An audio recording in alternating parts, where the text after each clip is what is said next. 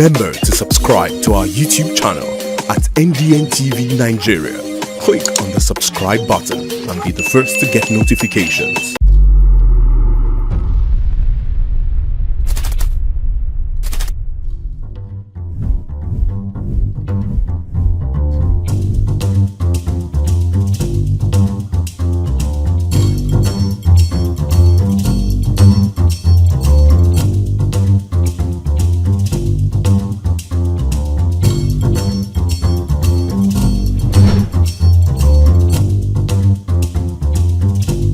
And now, let's join ace broadcaster MAMODE AKUGHA as he takes us inside the Niger Delta. Hello out there and welcome to the program. It's Inside the Niger Delta, the authentic voice of Nigeria's oil-rich region. I'm your regular host, MAMODE AKUGHA. As reactions continue to trail the recent impeachment move against the Deputy Governor of Edo State, Right Honorable Philip Shuaibu by the State House of Assembly, some concerned Edo residents cautioned the state legislators against waging a needless proxy war on the Deputy Governor solely on the basis of his insistence to contest the 2024 governorship election under the platform of the People's Democratic Party, PDP, against the will of his principal, Governor Godwin Obaseki. The Deputy Governor of Edo State, Right Honorable Philip Shuaibu, is in the eye of the storm again as the State House of Assembly set in motion impeachment proceedings against him last week. The majority leader of the State House of Assembly, Charity Agobowehe, while presenting the petition on the floor of the House, accused Right Honorable Shuaibu of acting against his oath of office when he appeared before a High Court in July last year. He, however, explained to journalists thereafter that the Deputy Governor has 7 days to respond to the allegations, which will inform the next line of action. These are the allegations against you. Answer to them. If the answer comes and is satisfactory, the matter ends there.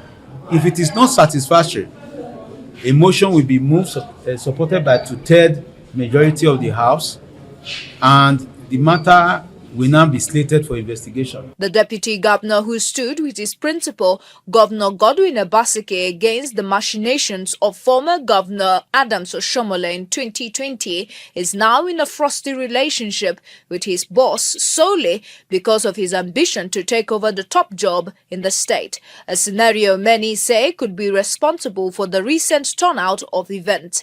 Sensing danger on the horizon, Shuaibu obtained a court injunction in July last year against the perceived move to impeach him before going on to offer a public apology to Governor Obaseki to salvage their fractured working relationship. However, developments that followed would suggest that the rift between the duo did not simmer down, as the Deputy Governor, aside from being thrown out of his office, did not receive the blessings of Obaseki in the PDP primary election in the state, where his supporters were reportedly shut out of the venue, leading to parallel primaries that produced him and Asio Ighodalo as candidates of the party. The recent move to kick him out is raising an avalanche of reactions across the state. Some residents who spoke to Inside the Niger Delta crew last week are cautioning the State House of Assembly against waging a needless proxy war on Shuaibu. I don't think this is the right time, or at any point in time, Obaseki will move an impeachment proceedings against Philip.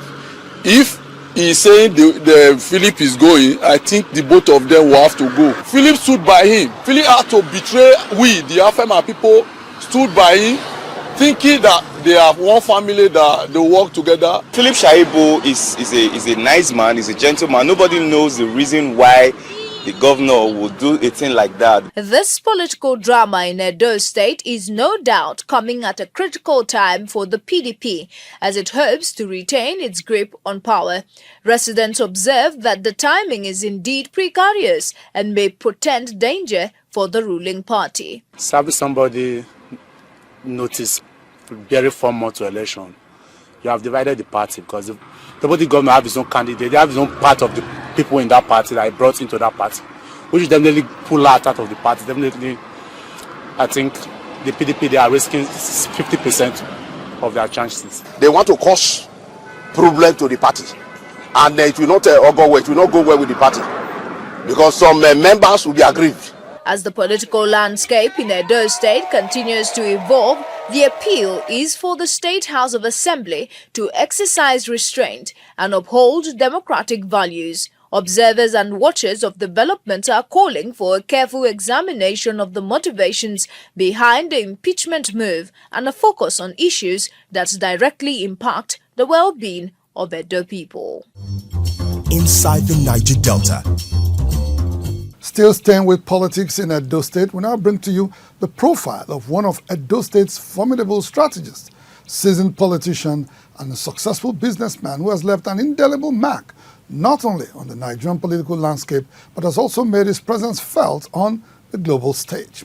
As Senator Monday Okpebolo, the All Progressives Congress APC gubernatorial candidate, and indeed the party begin to shop for a suitable deputy governorship candidate, a former governorship aspirant in the state, Honorable Eyuzowa Johnson Agboanyima, no doubt fits the bill.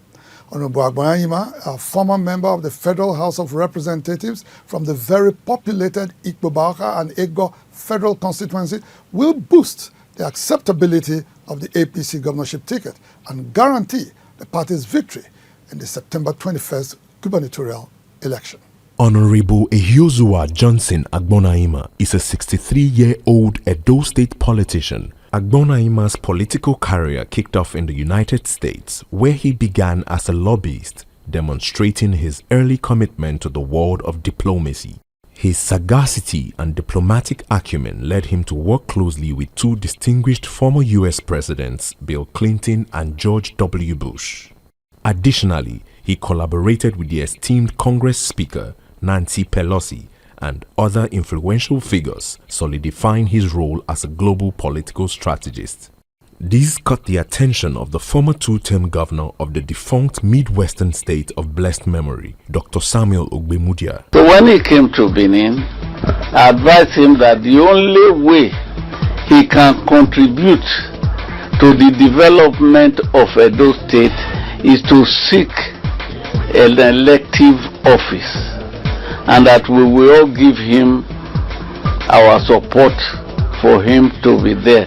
A seasoned businessman and politician, Honorable Agboanyima served as the senior aide on foreign matters and investment to the former governor of Edo State, Adams Oshiomhole, before making his mark as a member of the Federal House of Representatives representing the Ego Ikpoba-Awka Federal Constituency, Edo State, under the banner of the All Progressives Congress, APC, between 2015 and 2019.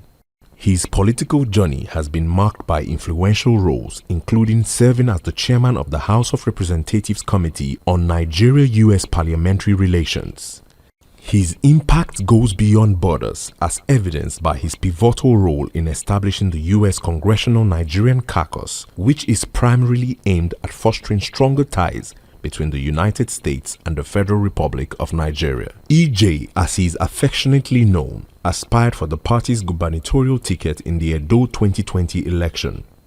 Though he didn't secure the APC primary nomination, he continued his noteworthy contributions to the political landscape until 2023, when he again officially declared his intention to slug it out with the aspirants for the party's ticket in the September 21 election in Edo State. Unfortunately, the untimely loss of his son in January this year prompted the former lawmaker to withdraw from the gubernatorial race, demonstrating his strength of character and commitment to family values. In the face of personal grief, Agboanyima remained a loyal party man. He called upon leaders and supporters of the APC to unite behind the chosen flag bearer, emerging from a transparent and credible process, emphasizing the importance of presenting a united front in the upcoming governorship election. Honorable Agboanyima is not only a political force but also a recipient of various awards and recognitions. His commitment to public service extended to appointments on the board of directors of the Nigerian Railway Corporation (NRC) from 2012 to 2014, a position appointed by former President Goodluck Ebele Jonathan. Also, he was appointed a Federal Commissioner at Code of Conduct Bureau (CCB) by former President Muhammadu Buhari in 2021. As the APC continues to consider several political heavyweights from Edo South Senatorial District for the position of its deputy governorship candidate, Honorable Agbonaima no doubt stands heads and shoulders above other interested party loyalists from Edo South. Apart from bringing in huge votes from the very populated Okpoba Oka and Ego Federal constituency, Honorable Agbonaima will boost the acceptability of the APC ticket in Edo State. Inside the Niger Delta.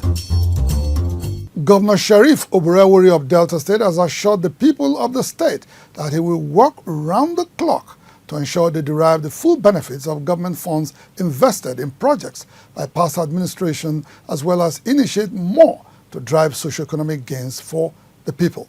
Governor Oborewori, who visited sites of ongoing projects in the state last week, says his administration is committed to ensuring interconnectivity across the state through infrastructure development. On his assumption of office in May last year, one of the promises of Right Honorable Sheriff Oborewori to the people of Delta State was to ensure the completion of all projects initiated by the outgone administration in the state, as prescribed by the principle of continuity in governance, which is aimed at delivering value for every government fund invested in the said project.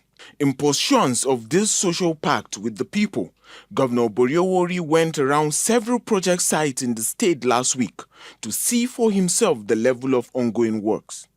The project visited are Okpanam Ibuza Link Road, Beneku Bridge, Emevo Orogun Road, Orere Bridge and Model Technical College Orerokpe, which the governor disclosed will be home to the Orerokpe campus of the University of Science and Technology, Ozoro. Inspecting the facility, Governor Oborewori said the Ministry of Technical Education would hand over the facilities at the college in Ororokpe to the Ministry of Higher Education for the takeoff of the university campus to house the Faculty of Management Sciences, which will go on to meet the needs of Deltans seeking tertiary education. Today we are very proud to say that we have other 3 state universities, with the old one making 4 universities. And it's still not enough. So we need to create more campuses to serve the need of education. Education is very important. It's the source of one's life. You may acquire everything on this earth. Those will live, but education still remain in you. So I cherish education. So that's the reason why we are here now to see how the project can be converted to proper campus. Governor Oborewori, accompanied by other government officials at Beneku Bridge connecting Ndoko West and East local government areas, as well as 500-meter-long Orere Bridge connecting over 30 communities that make up the Ewu Kingdom in Ughelli South local government area of the state, emphasized the need for interconnectivity between communities for socio-economic advancement in the state. This bridge, not only because when you construct it, connect to Orere, there are other 15 villages. So by constructing this bridge, you have touched the life of people in those villages. On the ongoing Emevo Orogun Road, Governor Oborewori assured that his government will keep to its responsibilities to ensure the project and every other ongoing project in the state are completed in no distant time. Inside the Niger Delta. Azikil Group, oil and gas, dredging, power and air transportation. Azikil Group, petroleum product sufficiency, energy sustainability and infrastructure development. Development, transformation,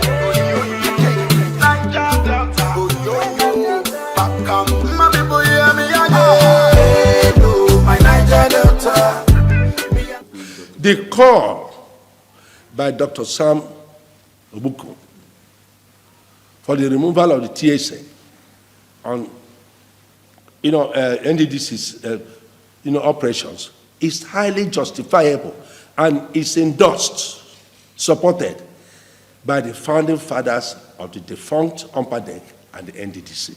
We conceptualized the NDDC as an interventionist agency or a core institution. Originally, it was in the presidency, okay, before they moved into Niger Delta Ministry, right?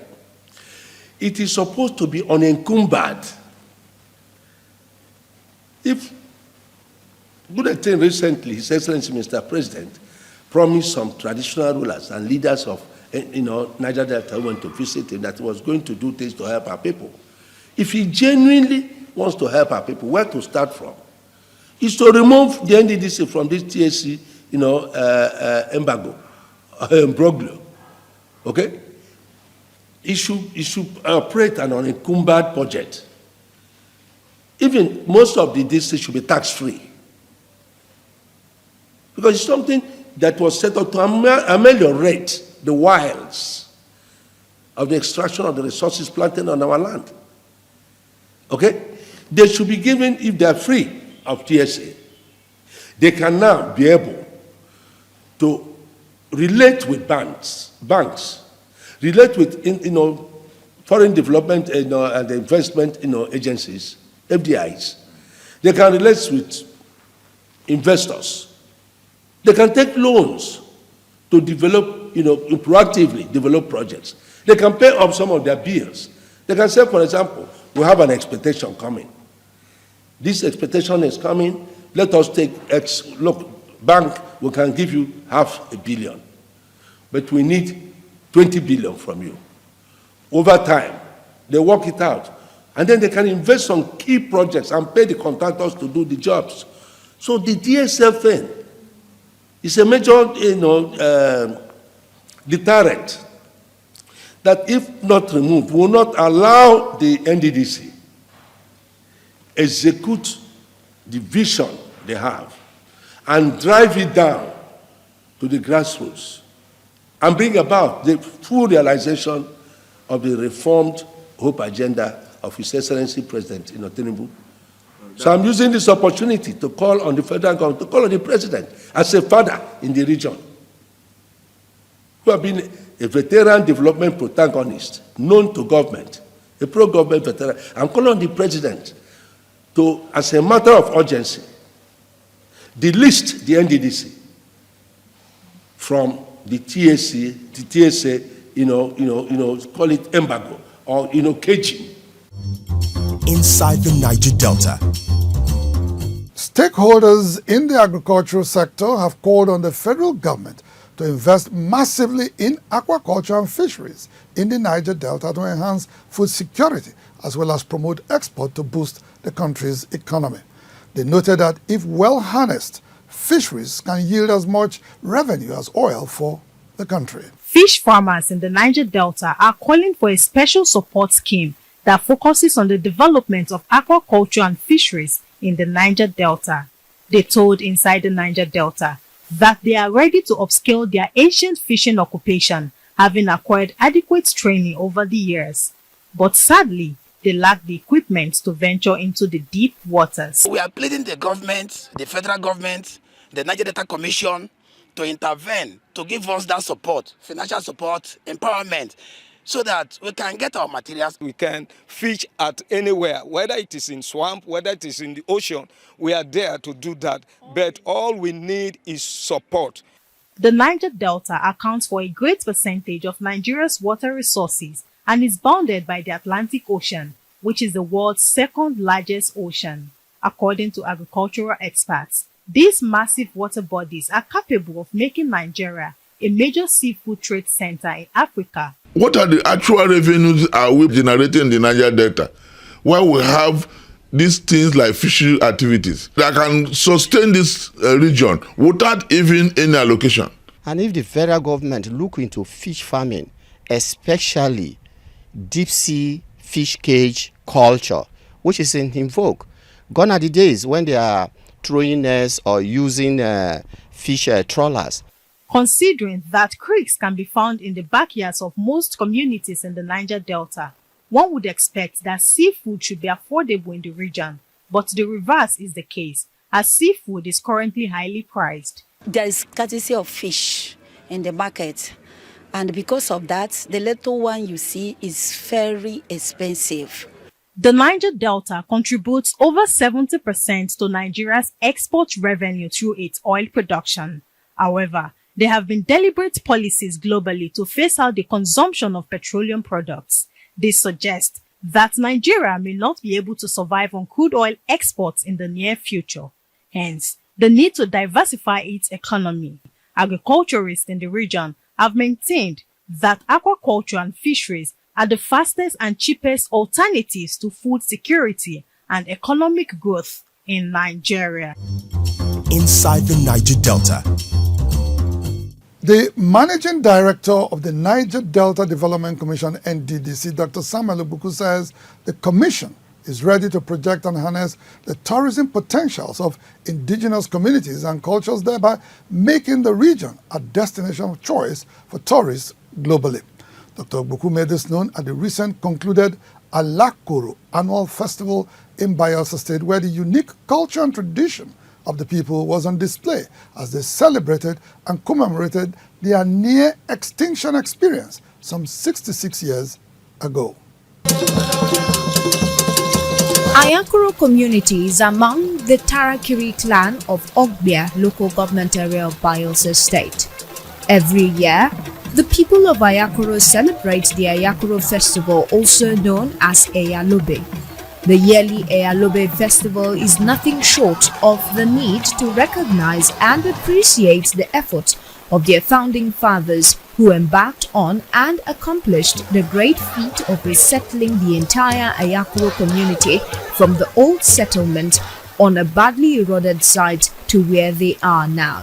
66 years later, the Eyalobe festival has become an elaborate event that attracts friends and well-wishers to celebrate culture and promote tourism.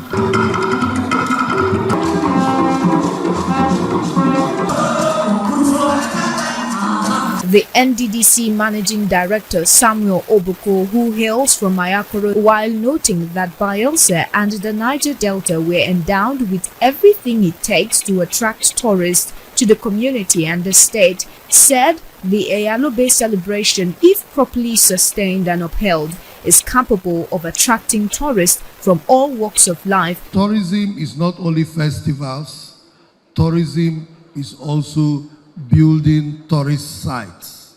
So we support communities that are also willing to develop tourism in their various communities just to promote tourism in Bayelsa State and in the Niger Delta. For his part, Chairman of the occasion and immediate past Governor of Bayelsa State, Senator Siriaki Dixon, while speaking at the event, the former governor commended the peaceful nature of the Ayakuro people, noting that the 66th celebration of the Eyalobe festival was a testament to their preparedness to continually work towards conserving and promoting their cultural heritage and identity. He further urged them to support the administration of the incumbent governor, Senator Duidere. Join hands with the government of our state, with the government and the administration of the state to promote development. We are happy anywhere we go when we see development. There is no peace and stability, you can't have development. Paramount ruler of the Ayakuro community, Righteous Inegbaha, and the National President Ogbia Youth Council, Johnny Jonathan, called on the government at all levels to show more commitment to the preservation of the culture and tradition of the people through sustaining such festivals.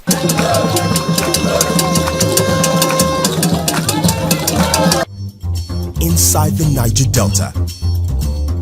Bayelsa State Governor Senator Doyediri last weekend joined some of his counterparts from across the country, as well as top government functionaries and captains of industry, to pay their last respects to late Herbert Wigwe, who died last month in the United States of America, alongside his wife, Chizoba, and their son, Chizi. Senator Diri, while speaking at the final interment held at Isiokpo River State, noted that the late astute banker left an indelible mark on the sands of time and called for the preservation of his legacies. The body of the late co-founder and chief executive officer of Access Holdings, Herbert Wigwe, along with his wife Chizoba and son Chizi, was laid to rest last week at their country home in Isiokpo, Rivers State. Family, friends and business associates as well as political leaders gathered at the Redeemed Christian Church of God, Lion of Judah Parish, Isiokpo, for the funeral service of the trio who died in a helicopter crash in California, United States of America on the 9th of February 2024, alongside former group chairman of Nigerian Exchange Group PLC, Abimbola Ogumbajo, as well as 2 pilots. The Bayelsa State Governor, who spoke to journalists at the funeral, described the late Wigwe as a trailblazer who lived a life of service to humanity. The high and the mighty will learn a lesson from this death and begin to see what they can do to help society grow the way Herbert has touched lives. I think that Herbert is even larger in death than life. The Wigwe University is a project the 57-year-old bank executive initiated in May 2023. Unfortunately, he could not live to see the official takeoff of his brainchild. However, Nigerians, including Senate President Godswill Akpabio, want this laudable legacy preserved. The university is not only for Nigeria, it's for the entire global community. So just like it was a global banker, chairman of bankers in Nigeria, opening branches all over the place, he actually also has left a legacy in education. The interment followed a week-long series of programs and tributes to the Wigwes in Lagos. Some of the dignitaries who were at Isiokpo to bid the late banker farewell include business leader Aliko Dangote, Rivers State Governor Sim Fubara, and a host of other past and present governors, as well as captains of industries. Inside the Niger Delta. Well, that's the size of our package on the program for today. Inside the Niger Delta, the authentic voice of Nigeria's oil-rich region, will be back same time, same station next week. Until then, you can follow us on our social media handles shown right now on your screen. And please remember to subscribe to our YouTube channel at NDNTV Nigeria. Until next week, I am MAMODE AKUGHA thanking you for staying tuned. Bye for now.